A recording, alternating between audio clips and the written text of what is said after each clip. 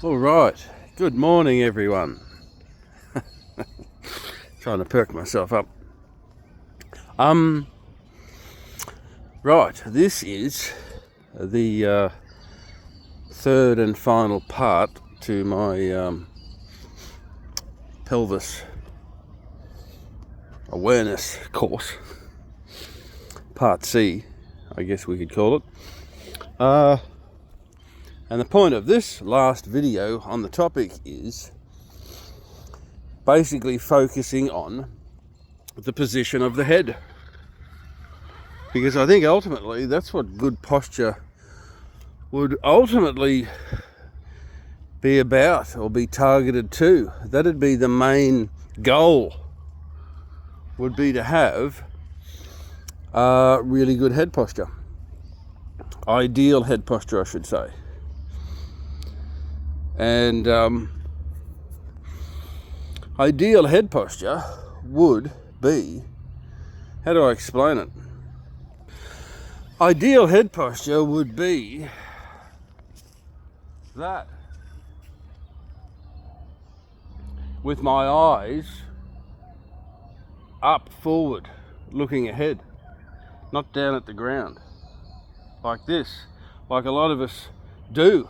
Notice yourself, look at your friends when they walk. A lot of us are spending our lives looking at the ground. And I think a lot of the reason for that is because we want to see where we're going. We want to make sure it's a safe path, and that's reasonable. But we don't have to drop our whole heads to do that. We can have our heads like this, which is such a relaxed position, by the way. Just try it. Stand there, close your eyes, and just slowly drop your head forward. Keep it there, eyes closed.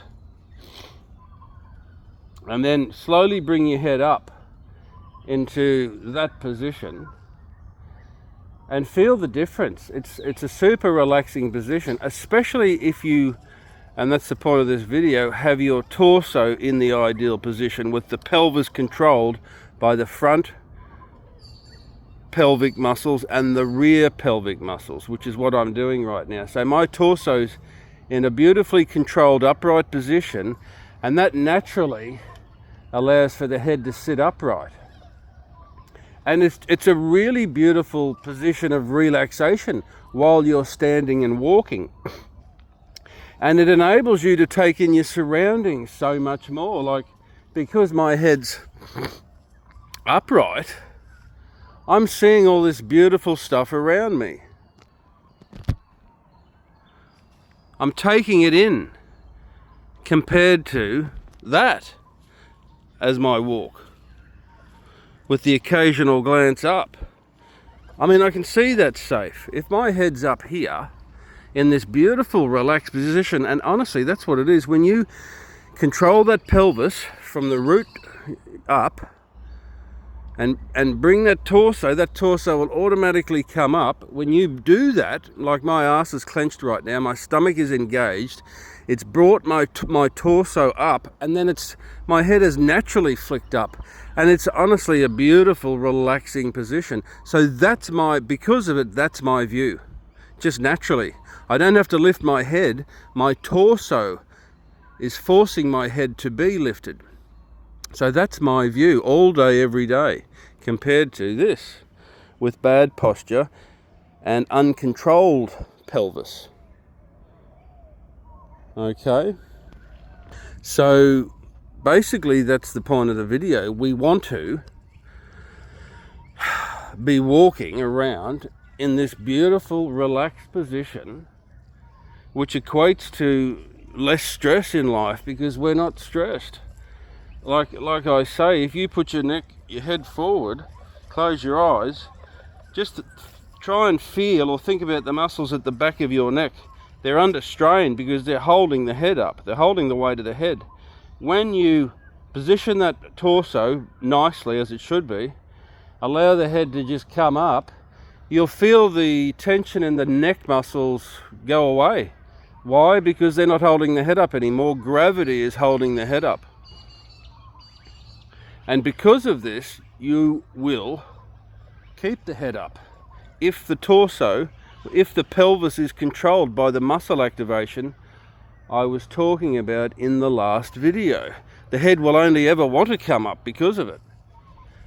It's going to take a bit of time and a bit of work. I mean, at the moment I feel like I'm sort of walking on the back of my heels. I can feel the weight change on the back of my heels. And I think that's going to take pressure off the knees as well.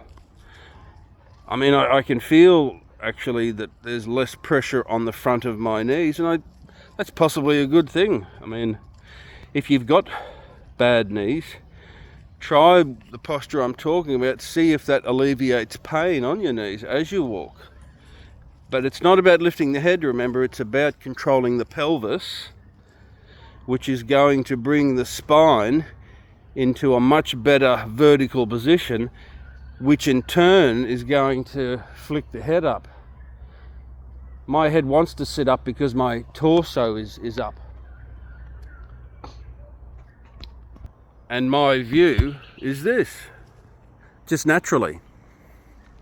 It's not this all day, every day. Come on. So that's a big deal in my books when you think about it. I mean, look, I'm glancing down with my eyes, just the part's clear, but I'm not doing this and keeping it there with, shit, me foot's caught up. I'm not doing this with relaxed stomach muscles and the front of the pelvis dropped, therefore making the torso drop forward, therefore making the head drop forward. And we're in this slightly, it's only got to be a slight lean forward and it throws everything out. We've got to engage those stomach muscles, engage those arse muscles. That's going to control the pelvis more, bringing the torso into a great position. The shoulders are going to just fall back in a beautiful position like they should be. And the head's then going to flick up into this amazing, look where I am position. And we're going to be able to take in so much more of the day because of it. Our surroundings. Not here, but here. All right, so that's basically it. That's the video. I'm not going to go on and on about it. But the point of good posture, ultimately, amongst other things, is to have a good head position naturally without having to use muscles to get your head up here. Well, the muscles you will be using will be down in your stomach and arse. They won't be your neck muscles. If you've got to rely on neck muscles to lift your head all day, it's going to cause neck strain, headaches and all that, depending on the individual. So for anybody that suffers headaches and stuff, think about trying this, what I'm talking about. It might help a lot. I mean, straight away when you remember, it's not lifting the head, it's straightening the torso, it's straightening the pelvis, and the head just has no choice but to want to come up. When you do it, it's a beautiful, relaxed position, I'm telling you. It's straight away, it alleviates mental stress too. I could almost have a little sleep while I'm here. It's a really like a half meditative state. It's wonderful. Big fellow, I'll try and zoom in on him. These guys. How about I drop my phone in? There he is. Hello, mister. Wonder what the crates are for. Looks like they've been put in there deliberately. Oh, they wouldn't be deliberately put in there, would they? Somebody's thrown them in there, I guess.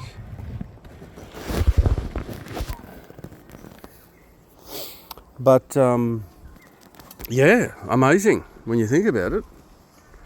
And that's my goal now, is to try and having a point to my theory on posture, having a point, which is having the head in this beautiful position, gives us a goal to work towards, as opposed to just, oh yeah, improve your posture, she'll be right. No, the point of it all and the goal for us should be to have this head posture. Now there's another stretch I want to show you, which it'll be on a separate video that I'll attach to this. There's another video I want to show you on a simple stretch. It's an extension of the front hip stretch that I did on the last video. It's just a little tweak on that, basically, where we stretch the stomach muscles. I'll attach it, and that's it. So we want to be walking around like this. Now that might be exaggerated, but that's really the natural relaxing position. I don't know how it looks actually. How does that look? It might look normal. It feels unusual. The reason it feels unusual is because we're not used to it. But if it looks normal, well then it is. And that's how it should be.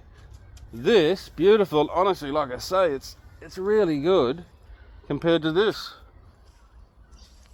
No wonder we get neck strain, and then this can lead to the torso leaning forward, can lead to the pelvis leaning forward. And then there's different variations depending on the individual.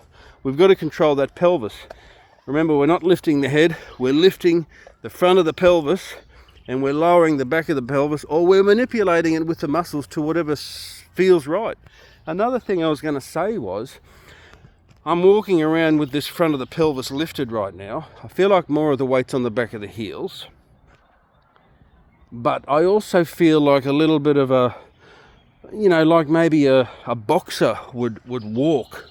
If you want some sort of orientation into how you should feel, I feel as if I'm in a Muay Thai or a boxing stance. You know how they... Because when you do fight, you're supposed to have weight on the back of the body, so you can check kicks and you can keep your posture, right? So that's what I'm doing right now. That's how I feel. I feel like I'm in a Muay Thai stance. And I don't know, should we have that full time, not just when fighting? Again, let me say, I'm not an expert. I've just done a diploma in remedial massage therapy. But I'm going to try this. That's all I'm trying to do, is try it or attain the goal of it. To me, it makes sense. And another point is, when our head's in an upright position, one, it's a super relaxed position to be in, which automatically puts you in a great frame of mind.